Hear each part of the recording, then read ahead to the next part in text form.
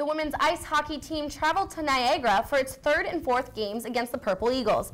And David, overtime seems to be a common theme between these two squads. As we continue here in OTB, the pair of conference foes played an extra session in both games when Niagara visited Syracuse, but the Orange was not able to grab a win in either game of that January series. Well, the team started its two-day campaign at Niagara with an overtime loss again. Niagara had the first goal of the game and after that never handed the lead to the Orange. Syracuse goalie Callie Bilodeau kept the Orange in the game with 31 saves, 12 of those in the third period alone. Taking credit for the final of SU's 2 goals is Margot Scarf. The sophomore has had a breakout season. It was a close battle throughout, but a minute and 25 into overtime, SU got a penalty for hooking, and Niagara took advantage of the power play, winning the game 3-2. Last game of the regular season, and this would go into overtime as well, but the Orange would come out on the winning side for a change. Sophomore Margaret Scarf, we just heard from her, scored the game-winning power play goal 3 minutes and 13 seconds into the extra session, breaking SU's 5-game losing streak. This was Scarf's second game clincher of the season and the sophomore's 14th goal of the year. The Purple Eagles had 7 power play chances, including one at the beginning of overtime, but couldn't convert. This is Syracuse's only conference victory of the year, finishing 1-8 in CHA play.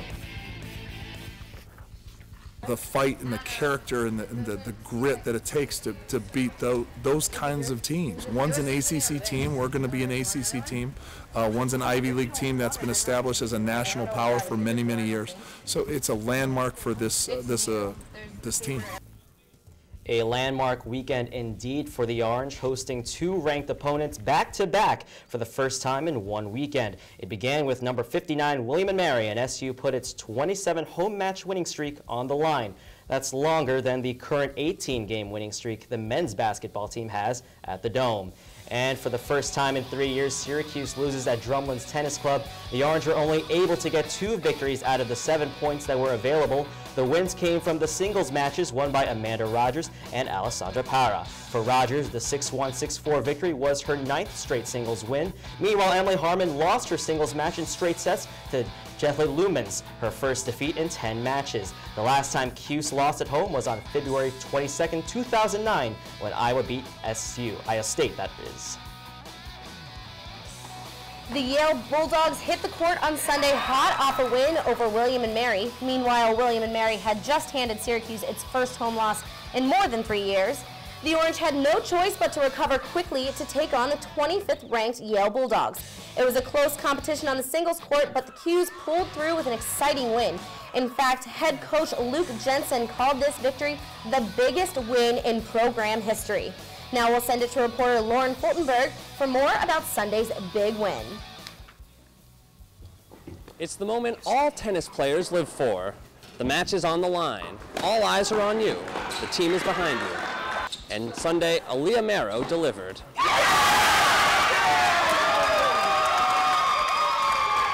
Who wouldn't want that moment, you know? And finally got the chance to have that moment. I clinched it for us.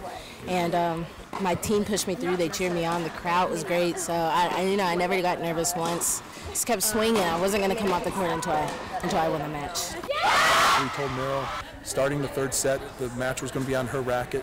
And it was amazing to watch her compete. We just beat one of the top teams in the country, not playing as well as we know we can, and I'm just so proud of everyone on this team. Now it's time for us to turn it on even more and to have these feelings much more often. We've got, more tests down the road, but we'll never forget this one. The team says it gives them confidence against the big boys, the ranked schools. The Orange now 3-4 this season against them. Reporting from Drumlin's Tennis Center, Lorne Fultonberg, CitrusTV. The women's softball team escaped from a weekend of winter here in Salt City and traveled to Palm Springs, California for 5 games in 3 days. This time it was the Cathedral Classic, and the busy weekend resulted in only 2 wins and 3 losses. SU started with a 2-5 loss to Pacific, but wrapped up the night with a 9-3 win over Northwestern. Saturday brought 2 more evening games, a win over UC Davis and a loss to Arizona when not a single Cuse player crossed home plate.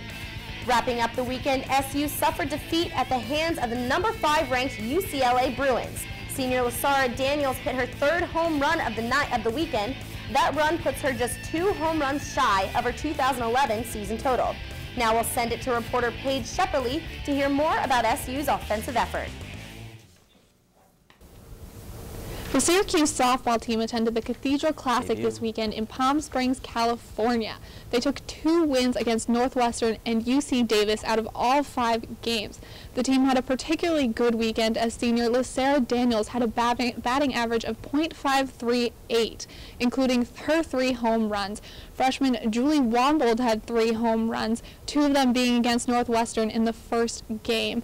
And finally, freshman Carrie Lee Thomas had her career first home run against UC Davis.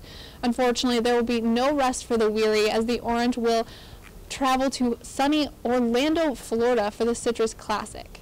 Paige Shepperly, Citrus TV.